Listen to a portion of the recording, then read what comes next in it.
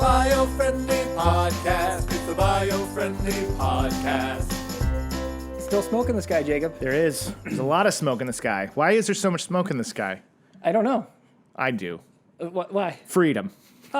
Freedom makes the smoke come into the sky. Because if you have a holiday like the 4th of July and they say, hey, no big professional fireworks shows, can't do them, you got to stay home, then what happens? People go out and they light fireworks in the sky. All over the city. Do you know what else people do with freedom? What? They make crazy environmental green inventions that you never would expect could ever possibly exist. That is the best transition I've ever heard on this show. It's perfect. Yeah. It's fantastic. And I'm glad you brought it up because we do have a special guest on the show today. Really? On the Biofriendly Podcast. Well, who could that be, Jacob? Why, we have joining us, and I'm very excited to welcome to the show, Robert Luo. Am I saying the last name correctly? Yes, Okay. sir, you are right. Robert Luo from Mi Terro, which is a Los Angeles-based company. So one of our next door neighbors, pretty much. So this is great. So you're noticing the smoke in the sky too, then? Yeah. Yeah, I see smoke in the sky. There's smoke everywhere. He's one of our neighbors, which means that once this is all over, we can go hang out. That's what I'm excited Nice. about. Is Making that friends every we need day. to make new friends. So I want to give you the opportunity to explain to our audience a little bit. But first, I gotta know. How was your 4th of July? Yeah, that's a good question. How was your 4th of July? Did you have a good weekend? I try to do social distancing. Yes. Okay. So I basically just stay home for most of the time. Oh, that's very Went to the responsible. gym Very for a smart. quick workout and then came home. Yeah, nice. Yeah. That's good. That's good. But now, did you, like we did, in my house, it was the fireworks started for some reason in daytime. Like they began, I was hearing explosions at, 2 o'clock in the afternoon, 2 1 in the o'clock afternoon. Yeah. And then they didn't stop. Like I've never had anything like that in this city where it was like they just kept going. Did you find that down where you're living? Not in my city because firework is banned in my city. Yeah. Okay. But I can hear nearby city that are doing firework. Yeah. Yeah, it was wild. It was wild. Because I thought they were kind of banned everywhere, but Yeah. I guess people were just like, we're gonna light them. We're gonna light them up. Because we're up in the Pasadena kind of area of the valley, and normally we have the big Rose Bowl fireworks shows, but that was canceled, of course, and all high schools and whatnot were canceled. But when you would look out over the city, you could see just in every direction, just all over the place. It was wild. insane. Yeah. But we also, to what you said, we are also social distancing. Even though you can see us here in the same space, we have, during this entire quarantine, been staying home, and we only come in a couple times a week with masks on our faces, hand sanitizer, hand washing. So we really just come in so that we can experience guests on the Biofriendly Podcast. That's really the only reason we come in. Change it up. Yeah, change it up. Okay, now we can talk about we important can get things. So you to gotta know Mi what we're Terro supposed to and get see to. what they're doing. So I don't want to try to do a poor job of describing what your company is. I want you to do it and do it justice. So would you explain a little bit about what Mi Terro is? Absolutely. Mi Terro is a biotech company that re-engineers food waste into biodegradable and sustainable fiber that can be used to replace plastic in fashion, medical, and packaging industries. That's amazing. Wow, plastic. Okay. Yes. And then also in the fashion, medical, and packaging industries. In fact, I can show you something. We have 2 different technologies that we're working on, and this is the second one that we recently created. It's a packaging film made from whey protein. Wow. You know what's whey protein? Like, if you guys go to gym, work out, you probably consume whey protein a lot. Sure. And this is made from it. And this is also the byproduct of yogurt and cheese production. That's incredible. And it looks like, for the people who are watching the show, if you go to YouTube or our Facebook group and you can see the visual, you got to check it out if you never have before, because what he's holding in his hands looks like good old-fashioned saran wrap. Saran wrap. I mean, it looks like what you would have for a Ziploc bag or saran wrap, and that is amazing. It is made from whey. Yes. That's Nice. incredible. Whey. That's incredible. I got to tell you, when I had a few friends that I told over the weekend, I said, our guest next week, they're making clothing out of food waste. And everybody's face, their jaw kind of hits the floor because they've never heard of anything like this. They've never heard of how you could even make this possible. So before we get into that whole story, you just brought up the first product, but what's the other product? Yeah, another product we have is turning casein protein from spoiled and expired milk into fiber. And this is the fiber that we have created. Wow. And this fiber can be knitted into the t-shirt, like the one I'm wearing right now.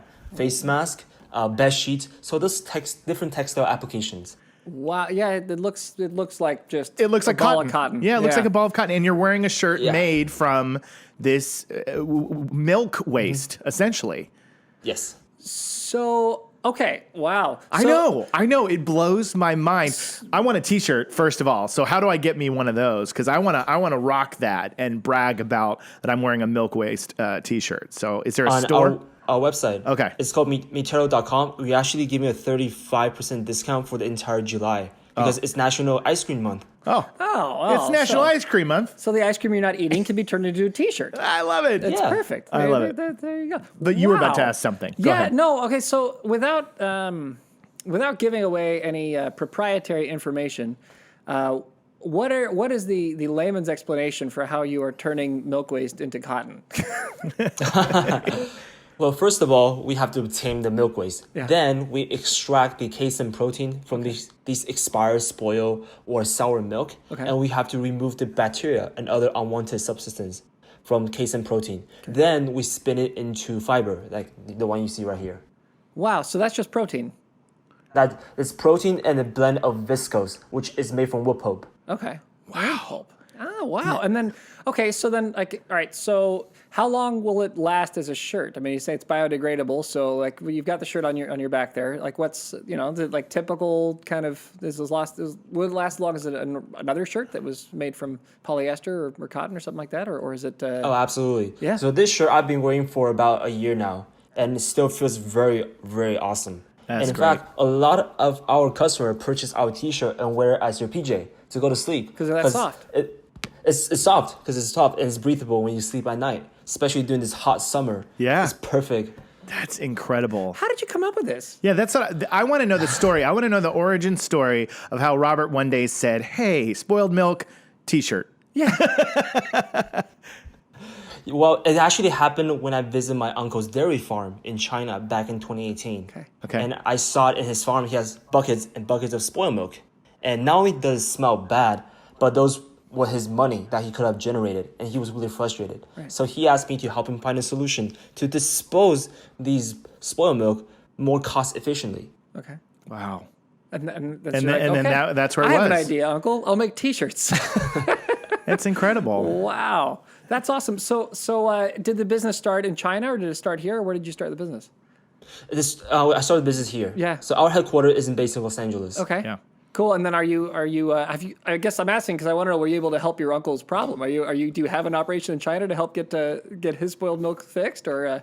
Yeah. Or is he just in out of fact, the shirt I'm wearing, the shirt that you see on our website, all came from his farm. Oh, wow. That's all the amazing. spoiled milk, from his farm. Oh, Yeah. wow. That's just right. Okay, so it's spoiled milk. So you remove the bacteria. So I can then safely assume then that the shirt is not going to smell Yeah. weird. Yeah.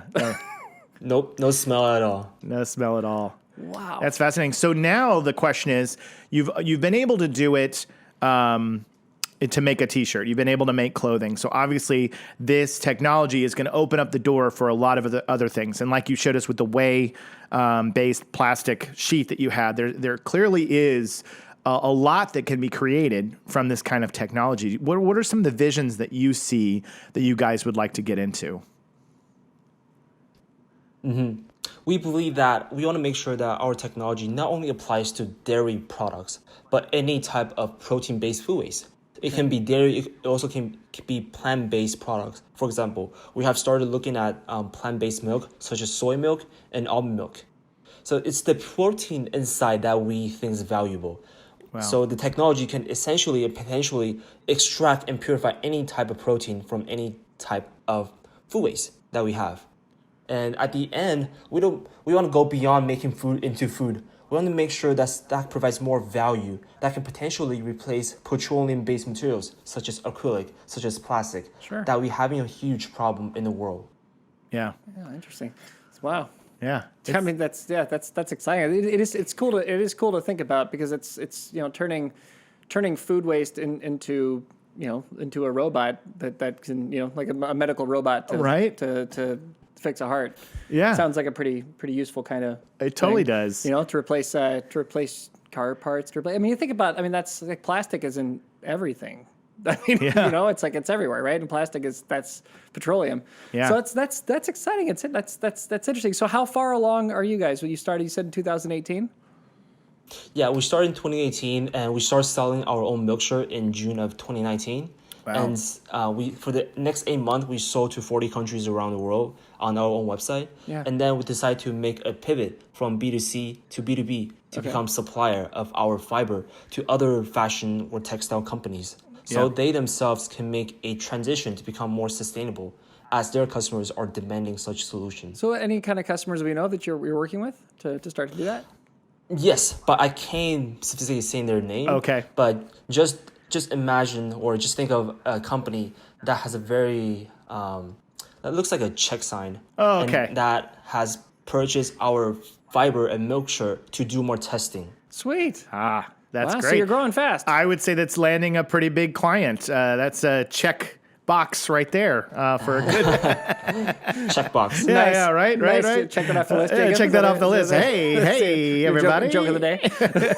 No, but I was going to say the thing that I thought was really interesting because I was reading a little bit up on you guys and a little bit of your story, and we have a similar position actually that I thought was really cool, which is your goal, your message is okay. I'm taking this milk waste, but you're not saying, hey, we need to increase milk production. That's not the goal here. You're taking care of an existing problem, which is we have waste, and We've done podcasts on food waste and how big of a problem it is. And we also at Biofriendly and the Biofriendly Podcast, we're also in that we have cars on the road that are driving fuel-driven cars. We want to get to electric, but there are billions of cars on the road that have fuel. And so we have an additive that helps reduce the emissions. So that's what I thought was interesting is that you also are saying, okay, we have this waste problem. I'm not saying let's keep making more and more dairy farms and increase our milk production.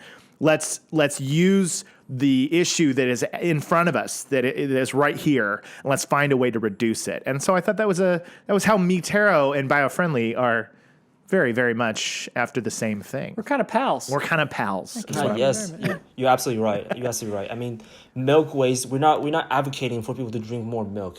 We're actually helping them to understand there's so much milk waste. In fact, from our research, before COVID-19, 128 million tons of milk are being wasted every year globally.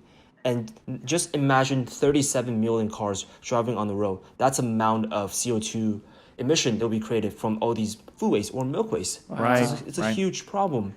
And we wanted to bring this topic to people's eyes that people don't normally associate. When we think about climate change, we normally think about driving electric vehicles or the fossil fuel industries and the fashion industries. What happened to the food waste industry? Right. 1/3 of the food around the world goes to waste every year. Yeah. There should be a better solution that we can allocate and bring these food waste to life and give it a new purpose. Well, it's such a good point. I mean, the climate change is a buzzword, and it's fossil fuels, right? Old oil, there's some hot button items that are pretty easy to hit, and they get a lot of attention, and people flock to them quickly, and people understand it pretty easily, and they're basically like, this is something, okay, we're going to fight for this. This is a thing. But there's the volume of issues that exist that are completely beyond anything to do with burning fuels. They're countless. They are countless. The amount of environmental problems, like right now we're in this pandemic, right? And people are talking about how great it is that we've there's 30% less emissions apparently that are in the air from fuel. Well, okay. That's a thing, right? But our plastic use has gone through the roof, right? Like there are other aspects to environmentalism that are to caring about this planet that just aren't getting the attention. And it's neat to have companies like yourself looking at other areas, other places where there are problems, and then finding solutions for it. I mean, that's exactly what we need. It's exactly what we're looking for here on this little ball of rock that we live on. Rock and water. Right. I was going to ask you, So on this show, we've been on, since basically spring of last year, and we've covered a bunch of topics. And I think that that's the most interesting thing about when it comes to saving the planet and trying to find things is, like Noel mentioned, there's a lot of buzzwords and things that people fixate on. And food waste is one that I don't think gets enough attention, and you guys are bringing to light as well. And another thing that you touched on was the fashion industry, because we early on did a show on fast fashion and how unsustainable some of these giant corporations are that just churn out clothes left and right. I wanted to know a little bit about some of the challenges or things that you've been able to overcome. You've developed this new technology, and now if you're making clothes, you've got to fight the same challenges, which is water use, and how you're getting your materials and all that stuff. Could you touch a little bit on that? Absolutely. You're definitely right on the huge pollution happening in the fashion industries. And these giants, a lot of times they say, hey, we want to become more sustainable by 2025 or by 2030. But that is still a long time for them to reach. And they might even have a new slogan the next year. Right. That you probably won't even remember. Right. So for them, the most important thing is the cost. How can I get the material at the lowest cost possible? And that's why they're still using plastic, polyester, conventional cottons, which is an environmental disaster. Yeah. So what we are targeting is to cut down our costs compared to other sustainable materials, because we understand that currently sustainable materials are really expensive, at least 2 to 3 times the cost of normal conventional materials. Sure. And what we are doing right now with the second version of our fiber is to cut down the cost by 50%. So that will make us cheaper than organic cotton and modal in the current industry, and which means it will be much cheaper than wool, silk, these type of protein-based materials as well. Wow. To make it very, very intriguing and interesting incentive for these bigger giants to take our fiber and create it into their product line. That is an interesting and important point. I mean, companies. Look, the world doesn't change without there being a cost reason or a value reason to do it. Right? We're not going electric because suddenly electric was actually better for the environment. We're going electric because the cars are cool, right? Like that's the bottom line, right? That's what. And by making the cars cool, then you can make a more cost-effective version because some people are buying them, and you keep making it more and more cost-effective until eventually it's pretty cost-effective. And we've seen this in a lot of industries where green companies are realizing they've got to make it so that it's the better choice for finance, because that's how you win. I mean, in the end, that's how you make change. Is you create something that's just the better option. Period. And right. It's sensible. It's good that you're going that way. It's exciting to see that. So, all right. So what got you into being into the environment, caring about what's going on with that? Is there a specific moment in your life where you were kind of realized that this was something that you cared about and a place where you wanted to put your obviously gigantic mind? Mm-hmm. It's really from my family. Okay. It's the people that I was surrounded with, my mom, my grandma. Yeah. They're both very environmental conscious. And I remember since I was a little kid, I wanted to become an environmental scientist. Oh, wow. I want to do something for the environment. Unfortunately, that was not my path right now. In high school, I started a social impact nonprofit organization called Ripple Foundation, in which we built water wells in rural China to provide clean water resource to the villagers that could have walked 10 miles or 20 miles just to fetch water and come back. And that would take hours to do. Yeah. So we built 7 wells in that village, and that supported around 200 villagers at the time. It was a little accomplishment, but it was a very big enlightening moment in my life to start a journey that might give a bigger impact for the communities that I'm surrounded with. Yeah. That's amazing. That's great. I love to hear that. And I'm really glad you came on our show because, when we connected, this is the kind of thing that the Biofriendly Podcast is all about, inspiring people. And I think that you've got a pretty inspiring story because you're a young guy, you were in China, you saw this problem, and you found a solution not only that would get rid of something, but that would bring something new into the world that would be helpful. And I think we always hope that our listeners hear that, and that we have a lot of young listeners. We do. Our show, kids seem to really enjoy our show a lot. And so I hope that there's another young Robert sitting at home right now who is presented with a problem and sees the way you did. And I really, really, it inspires me to see that this is still happening. And I think we're moving into a new era where the younger generation is all looking for ways that we can provide change. That is true. Very, very true. Yeah. It's also cool because in the story that you just told about how you kind of got into environmentalism and what you were doing initially, like digging a well and how that helped 200 people, and you thought, well, what can I do more? How can I do more? And the thing that's interesting, and it's a point that I think we will certainly start making more.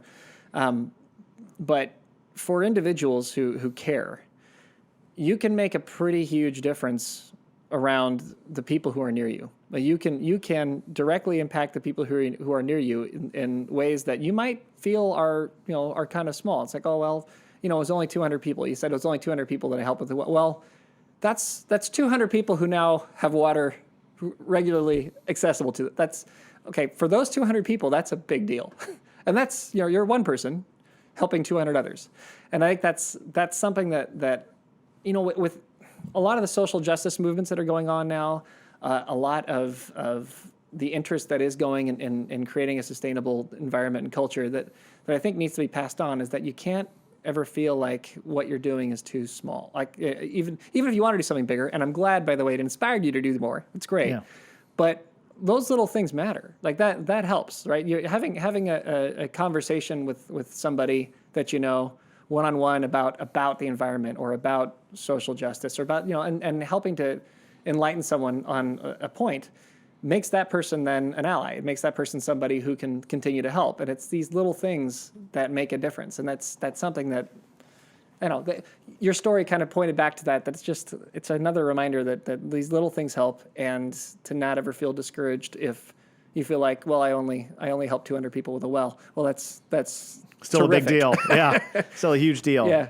And now you're doing more, and that's great. And we're excited to see you do more, and we'll get back to that. But yeah, that's cool. All right, and here's my where I'm going to take a turn, and we've been very heartfelt now. Now I'm going to go completely silly. Okay, I'm going to go completely silly because that's what we embrace here on the show. I like to imagine, and maybe I've been in Hollywood too long, I like to imagine that when you're creating a shirt out of milk waste, there's going to be failed attempts. Like in my mind, there's a montage as to where before you finally found the exact, that mixture and this, that you lifted up a shirt and it just collapsed, or you made the first shirt and somebody put it on and it just became, as soon as the sweat glands hit it, it just turned into milk. I mean, did you have any humorous stories of the process, learning the process, the invention, the science that happened to you? I mean, I have so many stories to tell about that. Bring them. So many challenges along the way. Just like normally people don't associate milk waste to something that they can use or wear. It's just a crazy idea. Right. When I told my dad about it, told my mom about it, they thought I was crazy. They say, don't even do it. What's wrong with you? I was actually testing it first in my house, in my own kitchen, and trying to figure out how we can extract the casein protein in it, which is valuable. And the whole room smelled like crap. Spoiled milk smells really, really horrible. Yeah, it's terrible. Yeah. And we have to basically leave every door, every window open to get the smell outside. So that was my parents' first impression of me running this business. Not a great idea. And then I brought on my childhood friend Daniel, who I know has material science and chemistry background. Then we started to do more experiments in his own little lab he has.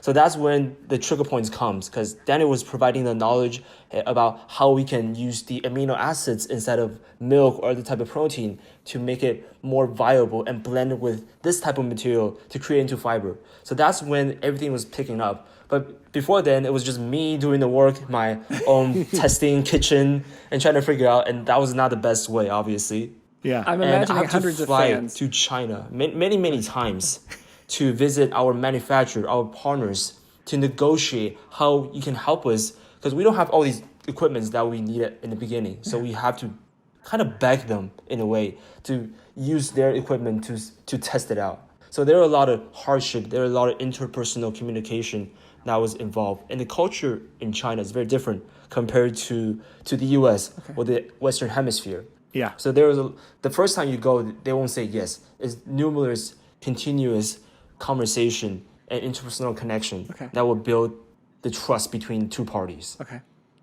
That's hilarious. That's amazing. You were gonna say, what did you picture? Oh no, I just pictured just in your parents' house in their kitchen, just hundreds of fans blowing, trying to blow like fans out blowing of windows. the smell out the And windows. you and they're just like panicking, trying to get this thing to work, and worried about the smell and everything. It's very funny. It's a good scene. Yeah. Well, I think what's cool is I'm glad you shared some of those stories with us because, again, it wasn't like it happened overnight.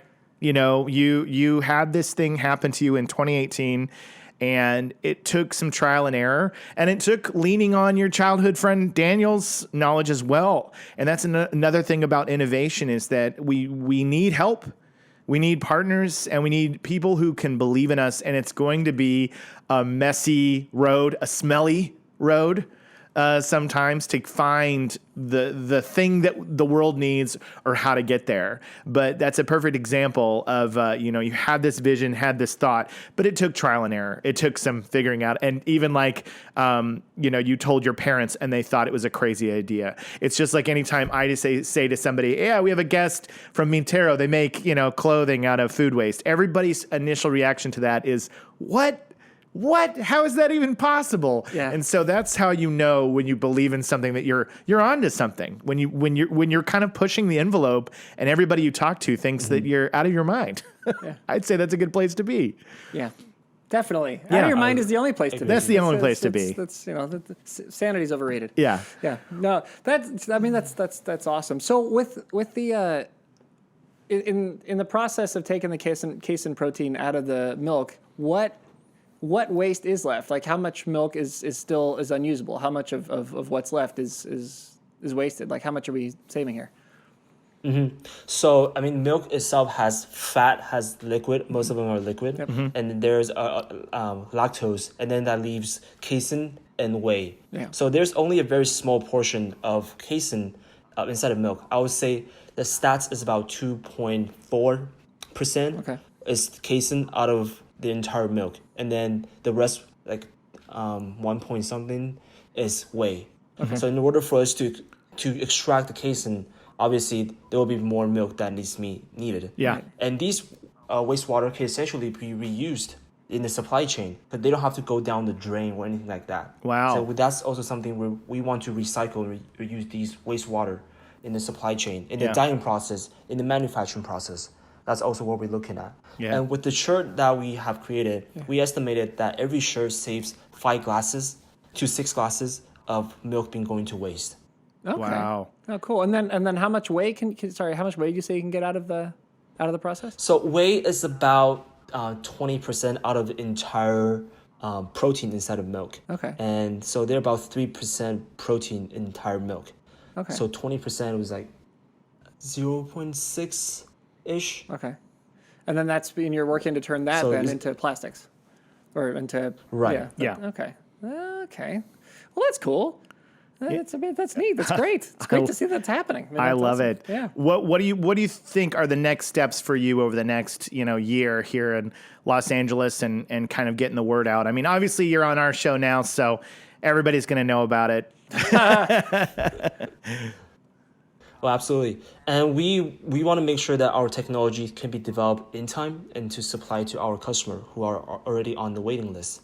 So our plan for this fiber is to start supplying in 2021. Yeah. And we want to move our supply chain from China to the US because there's a huge amount of milk waste and milk consumption. Oh, sure. In the States, especially in Midwest. Yeah. And we're already partnering with Dairy Farmers America, and they're the biggest raw milk supplier in the world. Right. And we're looking to see where does most of the milk waste occur and how can we better utilize that most cost efficiently doing so. So yeah, that's where we hope that next year will help us to consolidate our upstream resource. Well, yeah, that's going to be huge because then you're also removing transportation costs, which is it's obviously a cost for you as a business, but also that's an environmental cost, right? I mean, aviation industry is pretty terrible for this guy, so it's good to or even ships, if you're pulling them over that way. I mean, it's good to see the transfer to have that over here. Are you selling any shirts and things also in China? Are you able to do anything locally out there to make use of the milk waste locally? Yeah, we actually partner with a company in China who is supplying us with their milk waste, and it's based in Shanghai. Yeah, and then they sell also to people in China. Like, is it like are you? I guess what I'm asking is you have sales also out in that end of the world. Yeah, we actually launched our milk shirt in China just last month. Okay. And that was our first exposure, and we were featured on Century Television, which broadcasts to 1 billion viewers worldwide. Wow. So that will really help us gain momentum Yeah. and exposure in China. And we're also selling in Japan. Yeah. We had That's a great. Japanese distributor who launched our milk shirt on their crowdfunding platform, and they were fully funded within the first couple hours. Now we have Japanese textile yarn factories reaching out to us wanting to buy our fiber before it's even ready for the market. Wow, that's That is- terrific. that is fantastic. Wow, and you said that the waiting list is up to 2021. Is that what you're thinking at the moment? Like that's, 2021, yes. Jeez, so you've got plenty of orders. Yeah. Yeah, we have plenty of orders in the pipeline. Yeah, that's great. That's terrific. And man. Congratulations. That's really great. Congratulations. And seen by 1 billion. That's just a little bit more than our audience. Just a smidge. Yeah, I think couple more. Yeah. Like, you We'll know. get there, Jacob. Yeah. Don't give up. I'm not giving up. What I did I promise. just say about small differences, right? That's right. Making a difference for a couple people. You're right. We're at the well phase. Look, that's We're at the well phase. Okay, this podcast is helping people with the well, and we're on our way. One day we'll be at milk. Well, one day we'll be at milk. No, and that's a good slogan. one day we'll be at milk. Yeah. Maybe we should add that on the think we show. should add that to our we show. we do these tags at the end of the show, which you can stay and witness if you like, or you're not, whatever you like. But no, I wanted to ask: have you? And this might be a controversial question. Have you had pushback from the fashion world for this? Have you had, people stalking you on the streets, with Louis Vuitton, looking at you and going like, this is the guy who's going to ruin the fashion industry because he's going to take away all my business or whatever. I just would wonder that this is like they say, this is the buzzword, disruptive technology, right? It's disruptive. It kind of changes the status quo. So have you experienced some of that? Oh, yes, for sure.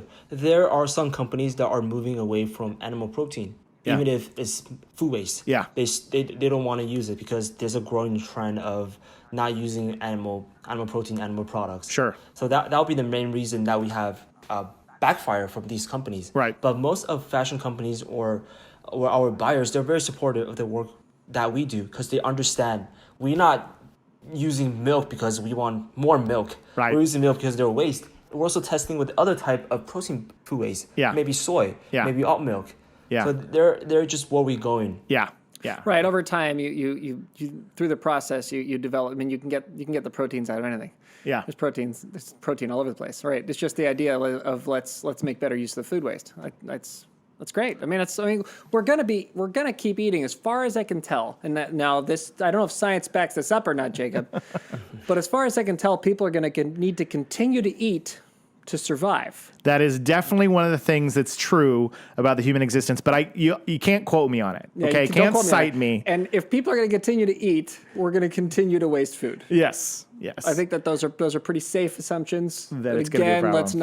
let's not quote us on that. Yeah. So there's probably going to be some waste that could be turned into other things. So I feel like you're doing good things for the environment. Yeah. You get our stamp. You've got it. Yeah, biofriendly approval. Yeah. Well, we're in the same boat because of the additive that we have, Green Plus. The point isn't to say, hey, let's manufacture more cars. It's to deal with the fact that there's a lot of cars. But people are driving them anyway. People are gonna let's drive your cars. Make them a little cleaner. And we've got a ways to go. We've got to do it. So I think that this transition technology is crucial to the next, 20, 30 years of how we begin to change the tide on planet Earth, on how we do things. We know where we want to go. We know what we see, but we have to have a lot of ways to get there.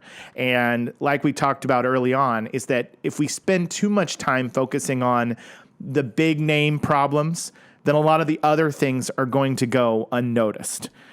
Food waste, and we've talked about our oceans, like the coral reefs, and people don't understand how problematic some of the fishing industry is. There's just things that people don't focus their attention on, and they get overlooked, and that's what I'm excited about. And many this. of our new solutions are going to create problems for the sure. future. So it's like some of the things that are environmentally great now in comparison are going to end up being a problem later. Yeah. So it's like it's nice because with this, it's it appears anyway. I mean, like we've got something that's taking an existing problem and helping with it. So Yeah. it's great.